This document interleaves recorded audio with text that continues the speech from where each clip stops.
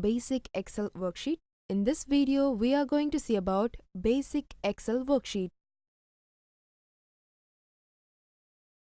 A spreadsheet is a software that permits numerical data to be used and to perform automatic calculations on numbers contained in a table. Application of spreadsheet.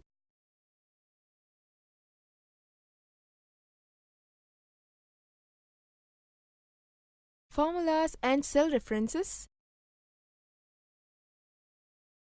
User-defined formulas. Relative and absolute cell references. Charts and data plotting. Trend lines and modeling.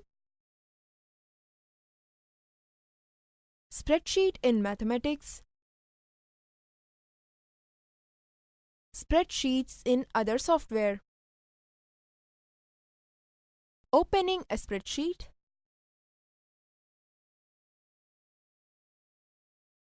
To open Microsoft Excel, select Start, All Programs, Microsoft Office, Microsoft Excel 2010.